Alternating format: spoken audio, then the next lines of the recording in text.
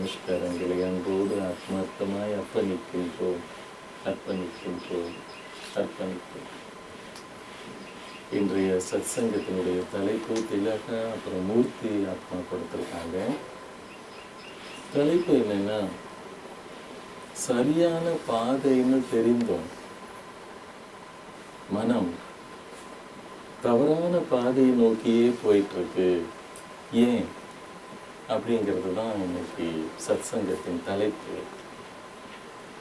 இதை கொஞ்சம் கூர்மையா, கொஞ்சம் நுட்பமா, கொஞ்சம் நுணுக்கமா இதை நம்ம பார்த்தோம்னா இதுல 2 பிரிவு தெரியுதுங்க, 2 ஆஸ்பெக்ட் அதுல தெரியுது.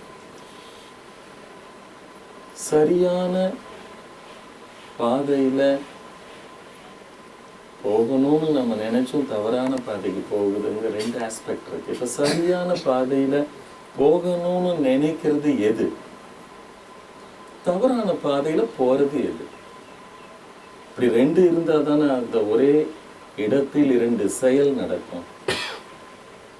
தவறா பாதையில போறது எதுன்னு கண்டுபிடிக்கணும், அல்லது இது சரியான பாதை தான் அப்படிங்கிறத நம்ம தெரிஞ்சு வச்சிருக்கணும். இப்ப சரியான பாதை இதுதான் தெரிஞ்சு வச்சிருந்துச்சுன்னு வைங்களேன், ஏதோ ஒன்று அது தவறான பாதைக்கு ஏன் போகணும், எப்ப போகுது? அப்ப அந்த இடத்துல பிரிவினை என்பது அங்க இருக்கு. சரி, இன்னும் புரியுற மாதிரி பக்கத்துக்கு வரலாம். சரியான பாதையில் போகணும்னு நினைக்கிறது எதுங்க? மனம் தானே. நினைக்கும் போது கவனிங்க, நினைக்கும் போது மனம் சரியான பாதையில போகணும்னு நினைக்குது. இப்ப தவறான பாதைக்கு போறது எது? கால்களா, கண்களா? தவறான பாதைக்கு போறது மனம் தான், இல்லைங்களா? இப்ப நம்ம ஒவ்வொருத்தரும் இரவு நம்ம படுக்கும் போது, நாளை காலையிலேயாவது நம்ம நேரத்துல எந்திரிக்கணும் அப்படின்னு நினைச்சுதான் நம்ம ஒவ்வொருத்தரும் படுக்கிறோம், அப்படிதானே? ஒவ்வொருத்தரும் இரவு எவ்வளவு நேரத்துல படிச்சாலும், நேரம் கழிச்சு படுத்தாலும், காலையில் நம்ம நேரத்துல எந்திரிக்கணும் தான் நினைச்சிட்டு படுக்கிறோம். ஆனா காலையில நேரத்துல எந்திரிக்க முடியுதுங்களா? அலாரம் அடிச்சா வேற வழி இல்லையேன்னு எந்திரிக்கத்தான் தோணுதே தவிர, சரி இன்னும் கொஞ்ச நேரம் தள்ளி போகக்கூடாதா, விடியல் இன்னும் கொஞ்சம் நேரம் கழிச்சு விடியல் வராதான்னு தான் மனம் நினைக்குது. அப்ப நல்லா கவனிச்சு பார்த்தோம்னா, இங்க நினைப்பது ஒன்று, செயல்படுவது மற்றொன்று. நினைக்கும் போது எல்லாமே ரொம்ப நல்லதா நினைக்கிறோம், ஆனா அது செயல்படுத்தும் போது கொஞ்சம் முட்டாள்தனமா செயல்படுத்துகிறோம். இது உலக ஞானி விஞ்ஞானி பெஞ்சமின் பிராங்கலின் அப்படின்னு ஒருத்தர் இது ரொம்ப அழகா தெரியப்படுத்துறாரு. இது மனிதர்களுடைய இயற்கை குணம், இது மனிதர்களின் இயற்கை குணம். இந்த இயற்கை குணம் என்னன்னா, சிந்திக்கும் போது ரொம்ப மேதாவித்தனமா சிந்திக்கிறது, ஆனா செயல்படுத்தும் போது முட்டாள்தனமா செயல்படுத்துறது. இது உலக மக்களுக்கு ஒரு மிகப்பெரிய பிறவி குணம். Think wisely and act foolishly. It is human nature. இது மனிதர்களுடைய இயற்கை குணம், மேதாவித்தனமா சிந்திப்பதும் முட்டாள்தனமா செயல்படுவதும். அப்ப இங்க 2மே எங்க நடக்குதுன்னா நம்முடைய மனதில் தான் நடக்குது. அப்ப இந்த மனதை நம்ம மிகச் சரியாக புரிந்து கொண்டு, இதே மனதை மிகச் சரியாக நம்ம செயல்படுத்தினால் 2 இடம் இல்லைங்க, இது 2 வேலைக்கு அல்ல. சிந்திப்பதும் அதே மனம்தான், அதே மனதை செயல்படுத்துவதற்கும் நம்ம அப்படியே பயன்படுத்தினோம்னு வைங்களேன், நிச்சயமா நம்ம அந்த இடத்துல இந்த வித்தியாசத்தையோ இந்த முரணையோ அல்லது இந்த பேதத்தையோ நம்ம அங்க காட்ட வேண்டியதில்லை. இந்த ஞானிகளுடைய வாழ்க்கையை பார்த்தீங்கன்னா, அவங்க என்னத்தை எண்ணுகின்றார்களோ அதைத்தான் பேசுவார்கள், எதை பேசுகின்றார்களோ அதையே தான் செய்வார்கள். அப்ப இந்த எண்ணம், சொல், செயல் இந்த மூன்றும் அவர்களுடைய வாழ்க்கையில எப்பொழுதும் ஒரே பாதையில் இருக்கும், ஒரே மாதிரி இருக்கும். ஆனா ஞானிகள் அல்லாதவர்களுக்கு பார்த்தீங்கன்னா எதையோ ஒன்ற நேத்து நினைச்சிருப்பாங்க, இன்னைக்கு காலையில நினைத்ததுக்கு சம்பந்தம் இல்லாம எதையோ ஒன்ன பேசியிருப்பாங்க. கொஞ்ச நேரம் கடந்த பிறகு சாயந்தரம் பாருங்க எதையோ ஒன்ன சம்பந்தமே இல்லாததை செய்வாங்க. அப்ப இந்த எண்ணம், சொல், செயல் இந்த மூன்றுமே மூன்று பாதையில் செயல்படுவதால அவங்களுடைய மனம் மூன்று நிலையில் வேலை செய்யுதுங்க. மூணா உடைஞ்சு போச்சுங்க. மூணா உடைஞ்சு போனதுக்கு பிறகு அது எந்த பாதையில போகும் நீங்க நினைச்சு பாருங்களேன். எது ரொம்ப பலவீனமா இருக்கோ உள்ளுக்குள்ள, வெளியில எது பலமா இருக்கோ அதை நம்ம ஈர்த்துரும். ஒரு எக்ஸாம்பிள், இப்பவே அரேஞ்ச் பண்ணலாம், இப்பவே ஏற்பாடு பண்ணலாங்க. ஒரு 2 வேன் உடனே ரெடி பண்ணலாங்க.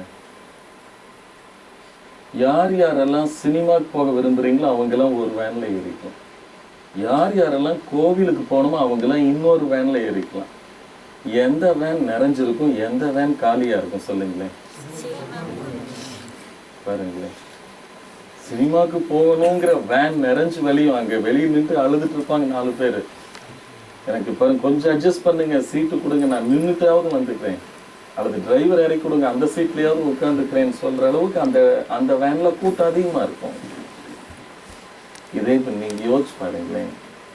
சரி, ஒரு இது கூட வேண்டாம், ஒரு 10 ரூபாய் விஷயத்தை எடுத்துக்கலாம்.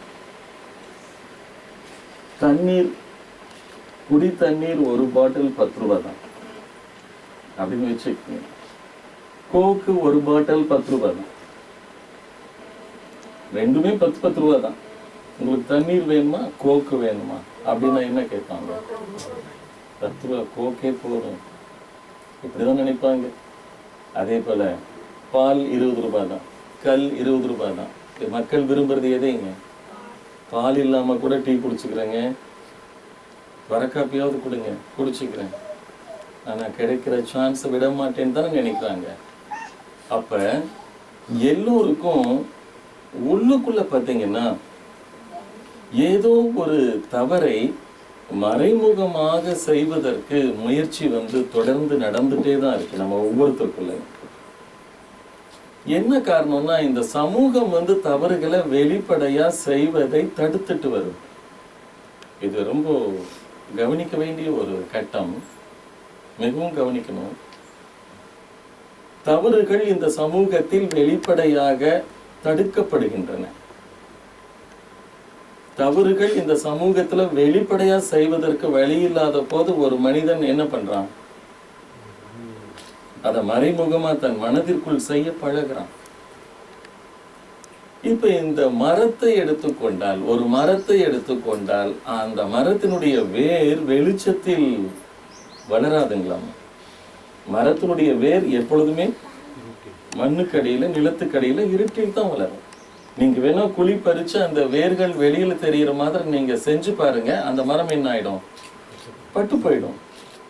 அதே போலதான் மனிதனுடைய மனம் மறைவில் தான் வாழும்.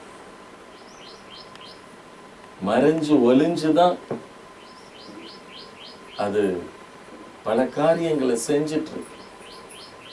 செயல் வெளியில தவறுன்னு தெரிகிற வரைக்கும், செயல் தவறுன்னு வெளியில தெரிகிற வரைக்கும் திருட்டுத்தனத்தை மனம் உள்ளுக்குள்ளதான் செஞ்சுட்டு இருக்குங்க.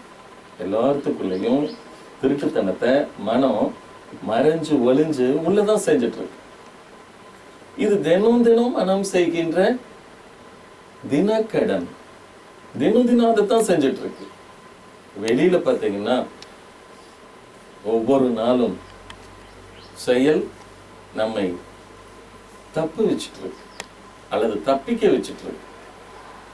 ஆனா இந்த மனம் தவறையே சதா காலமும் தயாரித்து கொண்டிருக்கும் போது, வெளியில் நாம் என்றாவது ஒரு நாள் இந்த உலகத்தால் பிடிபடுவதற்கு நம்ம உள்ள தயார் பண்ணிட்டு இருக்கோம்னு அர்த்தம். ஏனென்றால் பெரிய பெரிய ஞானிகள், யோகிகள் சொன்ன கூற்று நீ என்ன நினைக்கின்றாயோ, நீ என்ன நினைக்கின்றாயோ அதுவாகவே மாறுவாய். As you think, so become. நீ என்ன நினைக்கின்றாயோ அதுவாகவே மாறுவாய். சுவாமி விவேகானந்தர் சொன்ன மாதிரி, நீ உன்னை பலசாலி என்று நினைத்தால் நீ பலசாலி ஆவாய்.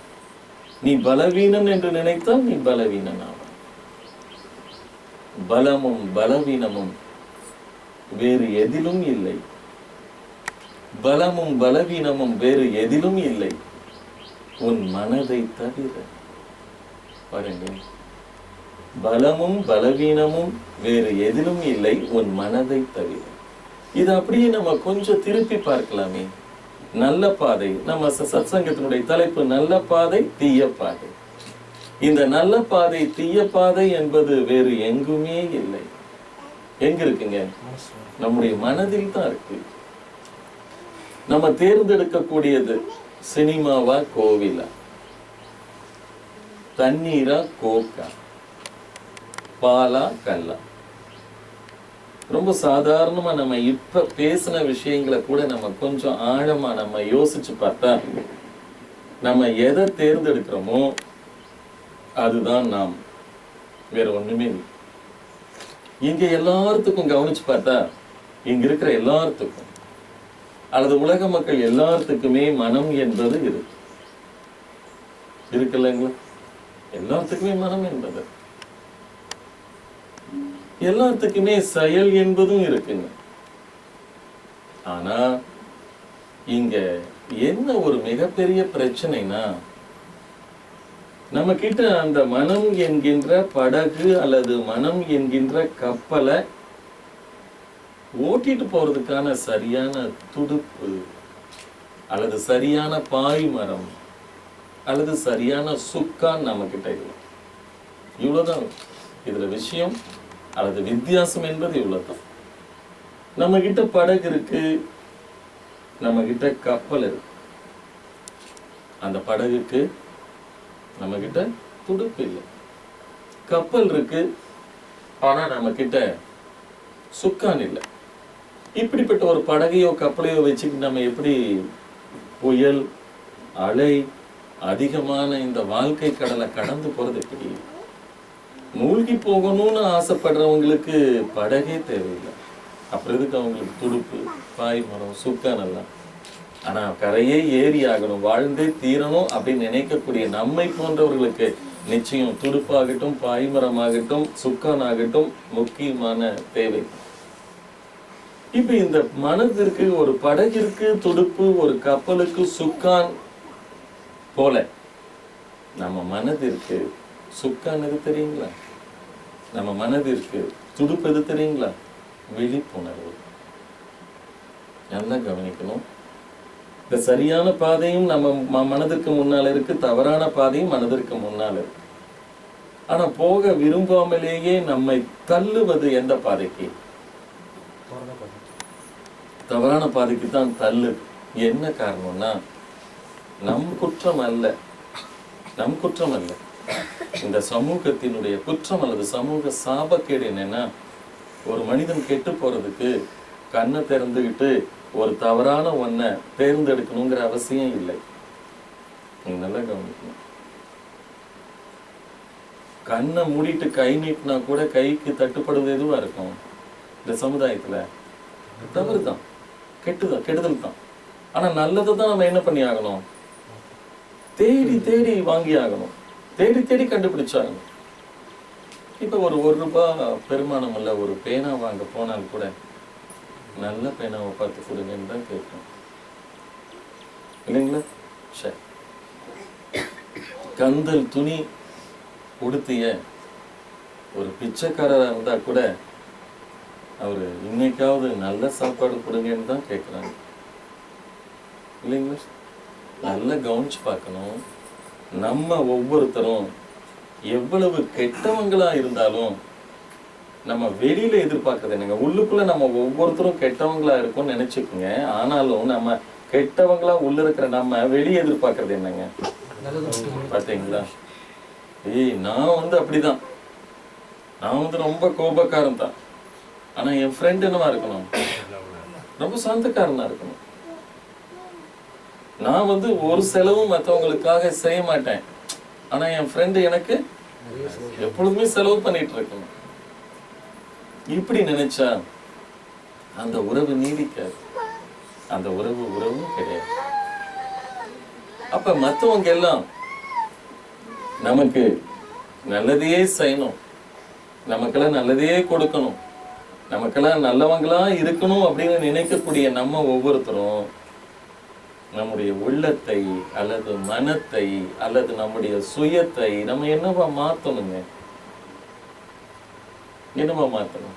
கெட்டதாதான் இருக்கு. ஏன்னா இது நம்ம போட்டதல்ல, இந்த கெட்டதெல்லாம் இதெல்லாம் நம்ம அப்பா அம்மா போட்டது. கொஞ்சம் நீங்க நம்புறீங்களா? நீங்க கொஞ்சம் யோசிச்சு பார்த்தீங்கன்னா, நம்ம காலி மனதுல, நம்முடைய காலி பாத்திரத்துல, நம்முடைய ஒரு பாத்திரம், காலியான பாத்திரத்துல முதல்ல டஸ்ட போட்டது யாருன்னு நினைக்கிறீங்க? ஆமா, அவங்க கிட்ட இருக்கக்கூடிய சில தீய குணங்கள், சில கெட்ட சுபாவங்கள் பார்த்து பார்த்து நம்ம மனம் என்கின்ற பின்ன டஸ்ட்பின் ஆரம்பத்துல மாத்துனது அவங்க தான். அடுத்தது நம்முடைய மனசை மீண்டும் கொஞ்சம் குப்பையை அதிகம் பண்ணது யாரா இருக்கும்? ஆசிரியர்கள். ஏன்னா வீட்டில இருந்து ஒரு குழந்தை வெளியில போற 2வது வீடு எதுங்க? ஆமா, பள்ளிக்கூடம். அங்க போன உடனே அவன் நமக்கு கிடைக்கிறது ஒரு நல்ல டீச்சரா இருந்தா கண்டிப்பா நல்ல விஷயங்கள் உள்ள போகும். ஆனா நல்லது அல்லாத டீச்சரா இருந்தா தீமைகள் தான் உள்ள போகும். இது 2வது. நம்முடைய மனம் தவறான மனமா மாறுறதுக்கு 2வது காரணம். முதலில் பெற்றோர்கள், 2வது ஆசிரியர்கள், 3வது யாரா இருக்கும்? நண்பர்கள். கரெக்டுங்க, நண்பர்கள். ஏன்னா நம்ம எப்படியோ அப்படிதான் நமக்கு நண்பர்கள் அமைவார்கள். கோவிலுக்கு போறவங்க கிட்ட தான் கேட்பாங்க, இந்த வெள்ளிக்கிழமை நீங்க வர்றீங்களா. வேற எங்காவது போறவங்க அவங்கள தான் அடிப்பை கேட்பாங்க, நாங்க இந்த மாதிரி ஒரு பிக்னிக் போறோம், ஒரு டூர் போறோம், அல்லது ஒரு பொழுதுபோக்குக்காக ஒரு இடம் போறோம், நீங்க வர்றீங்களா, அவங்க கிட்ட தான் கேட்பாங்க. நல்லா கவனிச்சு பாருங்க. இனம் இனத்தோடு தான் சேரும் பாருங்க.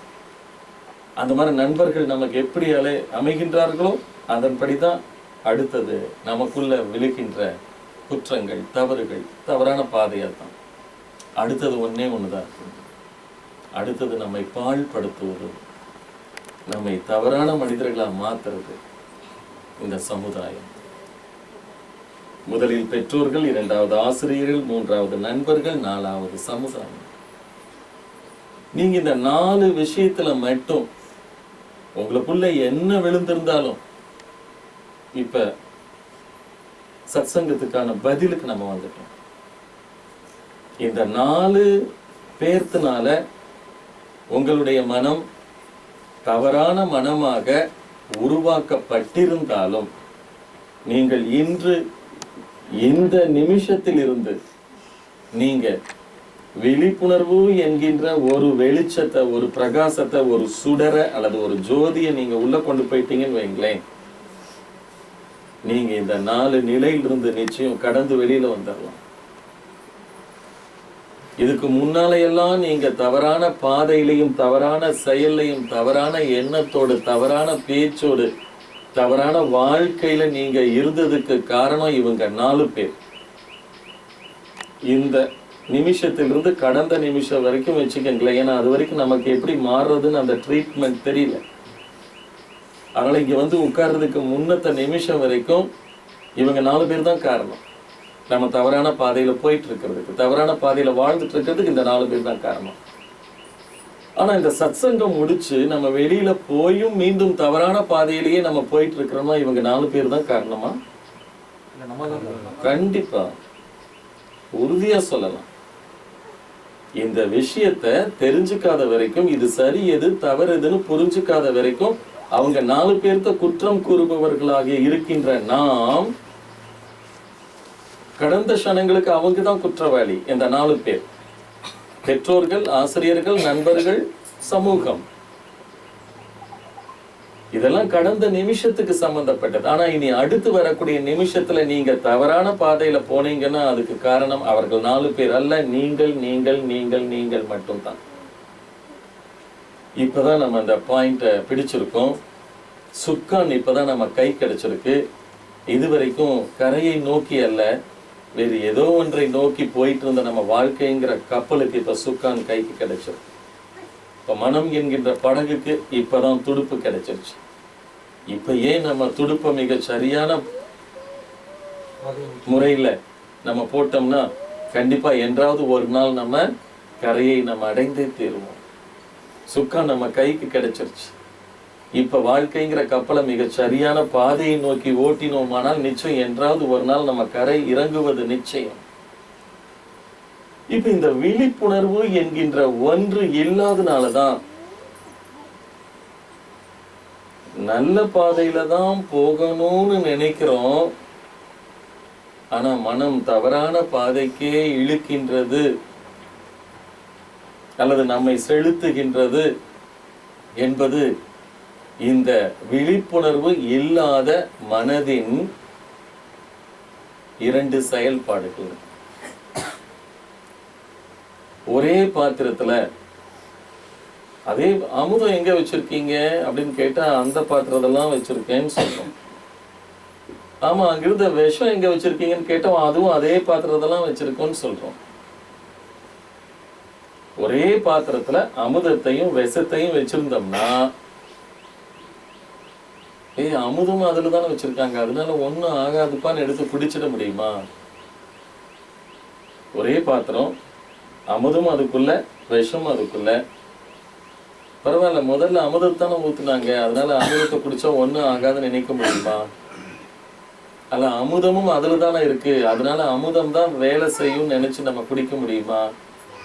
ஆனா அமுதம் நல்லதுதான், ஆனா அது குறைவாதான் வேலை செய்யும். ஆனா விஷம் குறைவானதுதான், ஆனா அது வேகமா வேலை செய்யும், அதிகமா வேலை செஞ்சிடும். இப்ப இதுதான் பிரச்சனை. நமக்குள்ள நல்ல செயல்கள், நல்ல எண்ணங்கள், நல்ல பேச்சுக்கள் 99% இருக்குங்க நம்ம ஒவ்வொருத்தருக்குள்ளயும். ஆனாலும் நமக்குள்ள எங்கேயோ ஒரு பக்கம் தெரியாம ஒரு துளி விஷம் மட்டும், ஒரு தீய எண்ணமோ தீய பேச்சோ தீய செயலோ நமக்குள்ள இருக்குங்க. இப்ப இது சமூகம் அல்லது நாம் ஏற்றுக்கொள்ள முடியுமா? என்னதான் அவர்கிட்ட நல்ல தன்மைகள் இருந்தாலும், ஆனா இந்த ஒரு கெட்ட தன்மை இருக்கு பாருங்க, இந்த ஒரு தீய தன்மை இருக்கு பாருங்க, அதுதான் எனக்கு பிடிக்கலைங்க சொல்றோமா இல்லைங்களா? என்னதான் இந்த துணி எவ்வளவு வெண்மையா இருந்தாலும், ஆனா அதுல பாருங்க ஒரு சின்ன கரை இருக்கு, அதனால இது வேண்டாங்க, அப்படித்தானே தவிர்க்கிறோம். ஒரு குடம் பாலுக்கு ஒரு துளி விஷம் ஆபத்து தானே. ஒரு பெரும் காட்டுக்கு ஒரே ஒரு தீக்குச்சி அல்லது ஒரே ஒரு தீப்பொறி தானே ஆபத்து. ஒரே ஒரு பெரிய கப்பலுக்கு ஒரே ஒரு சிறிய ஓட்டை தானே ஆபத்து.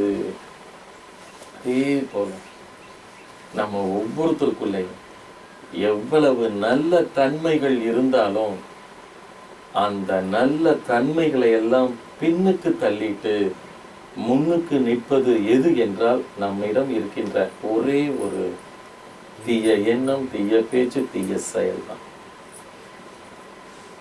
நீங்க உங்களுக்குள்ள கூட நீங்க ஆழமா பார்த்தீங்கன்னா, ஆமா நான் எல்லா விஷயத்துக்கும் எல்லாத்துக்கும் நான் ஒத்து போறேன், ஆனா இந்த ஒரு விஷயத்துக்கு மட்டும் என்னால ஒத்து போகவே முடியலன்னு நீங்க எதை நீங்க விரல் விடுறீங்களோ அந்த இடத்துல உங்களுடைய தவறு முன்னால நிற்குது. அவ்வளவுதான். இப்ப நீங்க தவிர்க்க வேண்டியது அந்த உங்ககிட்ட ஒரு மையமா இருந்து உங்களை ரொம்ப கெட்டவங்க இவங்கிட்ட இருந்த கெட்ட பழக்கம் பாருங்க இன்னும் மாறலன்னு சொல்லக்கூடிய அளவுக்கு உங்ககிட்ட இருந்து மையமா இருந்து உங்களை எல்லா விஷயத்திலும் கெட்டவங்கன்னு காட்டக்கூடிய அல்லது பின்னுக்கு தள்ளக்கூடிய எந்த தீய செயல் உங்ககிட்ட இருக்குன்னு நீங்க கண்டுபிடித்து அதை மட்டும் நீங்கள் தவிர்த்து விட்டீர்களானால் 99 நல்ல காரியம் இருந்தாலும் இருந்துட்டு போகட்டுமே. நீங்க பாருங்களேன், அவர்கிட்ட 99 நல்லது இருக்கட்டும்னு சொல்லட்டுமே, அவர்கிட்ட 50% நல்லது இருக்குன்னு சொல்லட்டுமே, அவர்கிட்ட 10% தான் நல்லதுன்னு சொல்லட்டுமே. ஆனா பாருங்க, 99 நல்லது இருக்கு, ஆனாலும் அந்த ஒரே ஒரு கெட்டது இருக்கு. அதுதாங்க எங்களுக்கு பிடிக்கலன்னு சொல்ற அந்த ஒரு கெட்டது எதுக்கு? அதை தயவு செய்து எடுத்துடலாமே. என்கிட்ட 99 நல்லது இருந்துட்டு போட்டோம், அது ஒரு நல்லது இருந்துட்டு போட்டுமே. 99 நல்லதை வச்சுக்கிட்டு ஒரு கெட்டதையும் வச்சுக்க கூடாது நம்ம.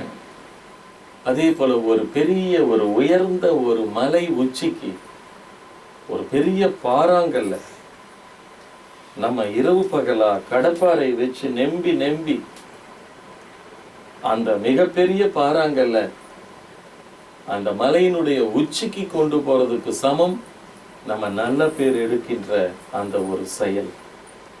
நல்ல பேர் எடுக்கிறதுக்கு நீங்க பல வருடங்கள் பாடுபட வேண்டியது இருக்கு. நல்ல பேரை நீங்க சம்பாதிக்கிறதுக்கு இவர் மிக நல்லவர் அப்படின்னு பேர் வாங்கிறதுக்கு பல வருஷம் நீங்க பாடுபடணும், கடுமையா பாடுபடணும். ஆனா அதே சமயம் அந்த பாறாங்கல்ல உச்சியில கொண்டு போய் நிறுத்துறதுக்கு பல வருஷம் ஆகுது. ஆனா உச்சிக்கு கொண்டு போன அந்த பாறாங்கல்ல கீழே கொண்டு வர்றதுக்கு அதே பல வருஷம் ஆகுமா? ஒரே நிமிஷம் தான். அதை தள்ளா போதும், என்ன ஆகும்? அந்த பாறாங்கல்ல அது யாருமே தேவையில்லை, எந்த உதவியும் தேவையில்லாம அது உருண்டு கீழே வந்து தரையில விழுகிறதுக்கு ஒரு நிமிஷம் தான் ஆகுது.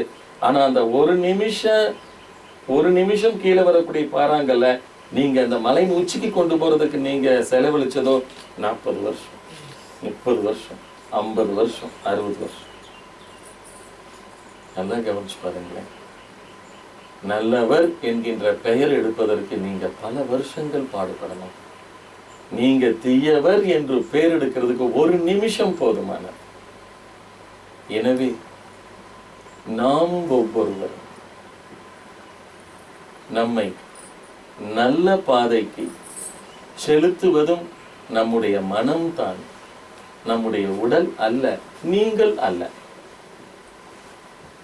நம்மை தவறான பாதைக்கு செலுத்துவதும் நம்முடைய மனம்தான், உங்கள் செயல் அல்ல, நீங்கள் அல்ல. ஏன்னா மனதிலிருந்துதான் எண்ணம், மனதிலிருந்துதான் சொல், மனதிலிருந்துதான் செயல், இப்படிதான் உருவாகுது. இதனுடைய ஆரம்பம் மனம்தான்.